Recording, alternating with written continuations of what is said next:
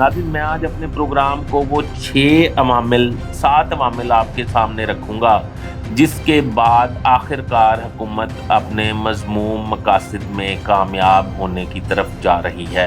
اشرافیہ جو ہے وہ عیش کر رہا ہے اور حکومت جو ہے وہ الیکشن، سپریم کورٹ، مہنگائی، آٹا، ان سب کو یرغمال بنائے ہوئے 22 سے 23 کروڑ عوام کو کس طرف ٹرک کی بتی کے پیچھے لگایا گیا اور پاکستانیوں کو کس طرح بیوقوف بنایا گیا، پاکستانیوں کے مستقبل سے کیسے کھیلا گیا۔ پورے پاکستان میں جتنی ریت ہے اس کے ذرے برابر کی بات تھی، جس کے پیچھے ہمیں پورا ٹرینڈ بنا کے تو اس کے پیچھے لگا دیا گیا اور ہماری توجہ اصل ایشوز سے ہٹا دی گئی۔ یہ سارے ایشوز اس لیے تھے کہ ہماری توجہ ہٹا دی جائے۔ میں بھی یہ سوچتا تھا کہ یہ کیسے ہو سکتا ہے کہ ایک فرد جو ہے وہ پوری ریاست سے ٹکرا جائے۔ پوری ریاست سے نہیں ٹکرائے تھے عمران خان، ہمارے اپنے کرتوت بھی بہت خراب ہیں، اسی وجہ سے ہمیں ایسے حکمران ملے۔ اب پورا پاکستان ہی رولے گا۔ اب جو ان کی پالیسی ہیں 22-23 کروڑ عوام اشرافیہ کے علاوہ، یہ ان کی پالیسی ہے مڈل کلاس کو ختم کرنا ہے۔ اتنے ٹرینڈ بنانے کی وجہ کیا تھی؟ اتنے بحرانوں میں پاکستانیوں کو ڈالنے کی وجہ کیا تھی؟ پاکستان کو ڈیفالٹ پہ پہنچانے کی وجہ کیا تھی؟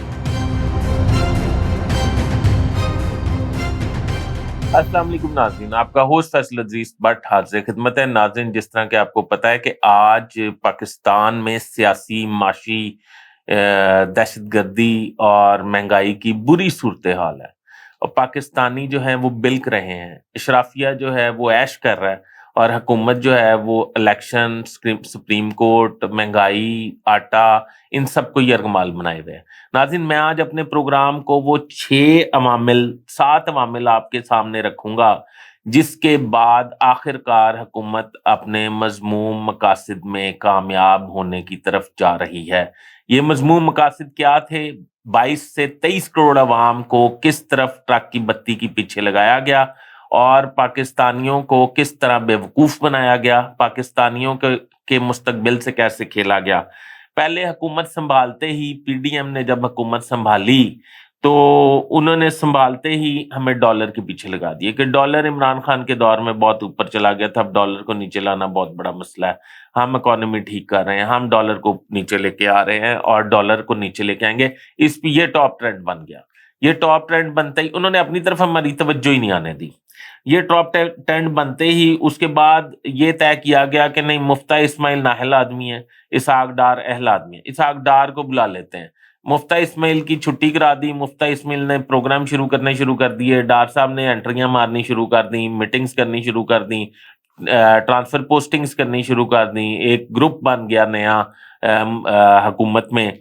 تو ہم اس کے پیچھے لگ گئے۔ جب ہم اس کے پیچھے لگ گئے تو اس کے بعد پھر ہمارا تیسرا جو ہمارے پر بم پھینکا گیا وہ یہ پھینکا گیا کہ ڈالر کی اونچی اڑان، ڈالر قابو میں نہیں آ رہا، ڈاٹ صاحب ماہر معاشیات آ گئے ہیں، ماہر معاشیات کی ایک ٹیم انہوں نے بنا لی ہے، فوج ظفر موج ان کے فنانس ڈویژن میں موجود ہے، پر وہ ڈالر سنبھالا نہیں جا رہا۔ پھر ہم بیچارے سارے اس کو فالو کرنے لگ گئے کہ ڈالر کیوں نہیں سنبھالا جا رہا۔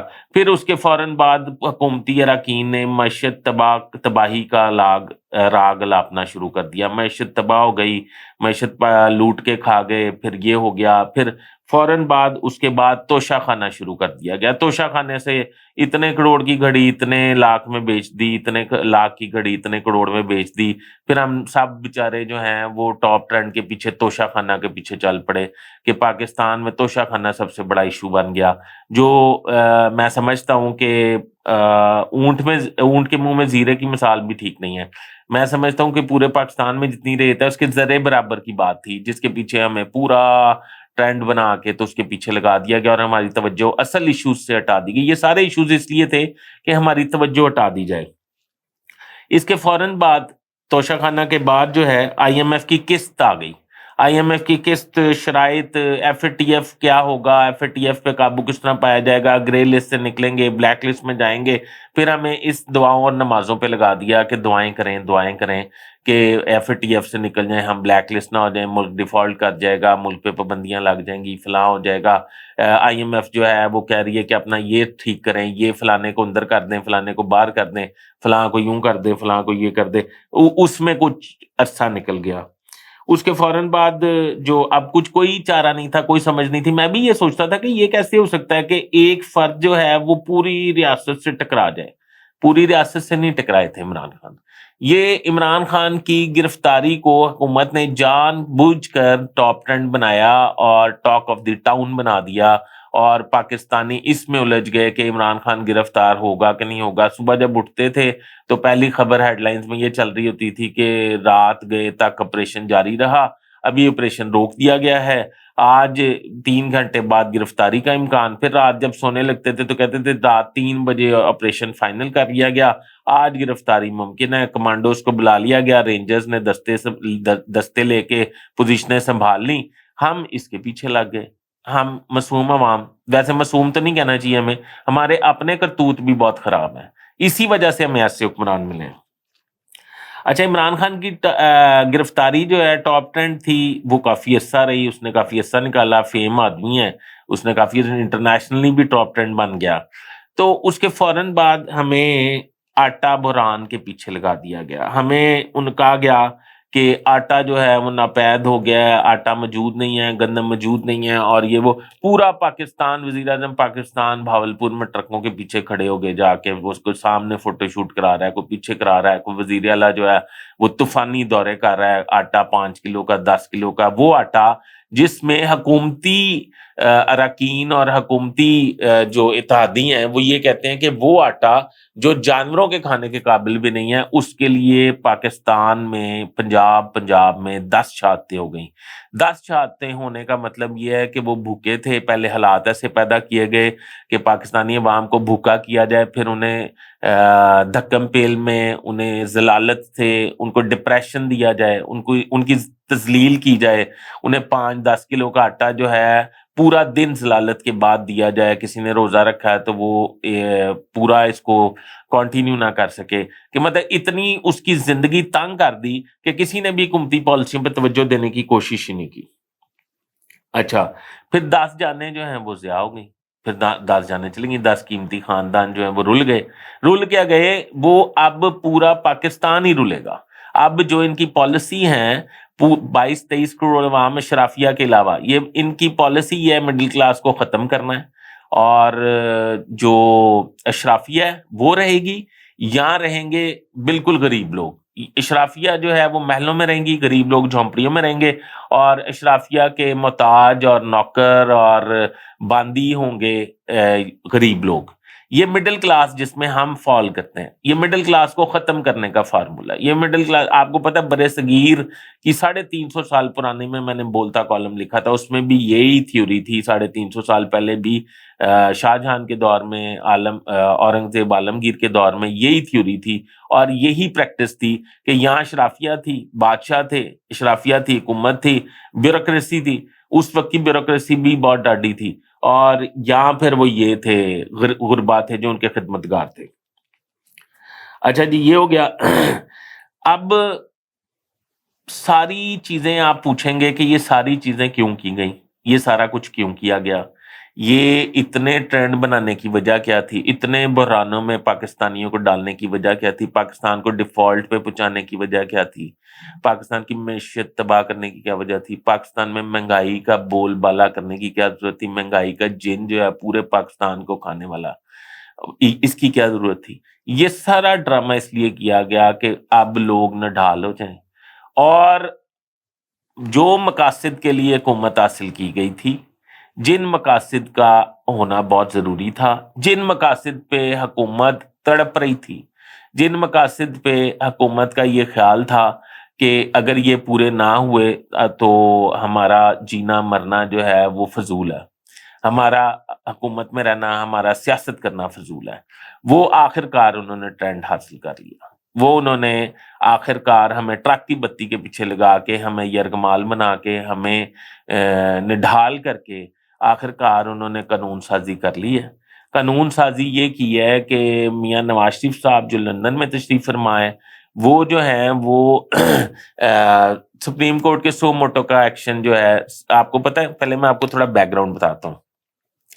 نواز شریف صاحب جو نااہل ہوئے تھے وہ سپریم کورٹ نے سو موٹو لیا تھا. سو موٹو اس طرح نہیں لیا تھا کہ سپریم کورٹ کو الہام ہوا تھا اور اس نے سو موٹو لے لیا تھا. سو موٹو اس طرح لیا تھا کہ نواز شریف صاحب نے خود ہی پاناما پہ خط لکھا تھا سپریم کورٹ کو کہ اس پہ جے آئی ٹی بنائی جائے اور یہاں اس پہ سماعت کی جائے. سپریم کورٹ نے اس پہ سماعت شروع کر دی تھی. جب سماعت شروع کر دی تو اس کو سو موٹو ہی کہتے ہیں. اب یہ پورا جو پورا آپ سمجھیں ایک شکنجا ہے جو پورے پاکستانی 23 کروڑ عوام کے گلوں میں فٹ کیا گیا ہے، وہ اس لیے کیا گیا ہے کہ وہ جو قانون تھا جس میں سو موٹو لیا گیا تھا اس کو ختم کرنے کے لیے. ویسے تو اسمبلی کی 2/3 اکثریت چاہیے تھی، جو 2/3 اکثریت سے نواز شریف پارلیمنٹ جو ہے وہ نواز شریف کا نااہلی تاحیات نااہلی جو ہے ختم کرتی. پر وہ آپ کو پتا ہے ابھی 2/3 اکثریت چھوڑ کے میرے خیال سنگل تہائی بھی چھوڑے، آدھی تہائی بھی نہیں ملنی انہیں جو انہوں نے حالات پیدا کر دیے. پر ان کا مقصد تو یہ ہے ہی نہیں.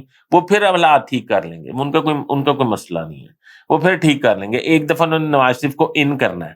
اب انہوں نے یہ سوچا، اب سوچ بچار کر کے قانونی ماہرین کے مطلب فوجیں رکھ کے قانونی ماہرین کی ہائر کر کے اور سارا کچھ کرا کے ججز کی ٹولیاں انہوں نے بھرتی کی ہوئی ہیں ریٹائرڈ ججز کی، وہ ساروں کی قانونی رائے لے کے تو انہوں نے فوری طور پہ سپریم کورٹ کو یرغمال بنانے کا سوچ لیا.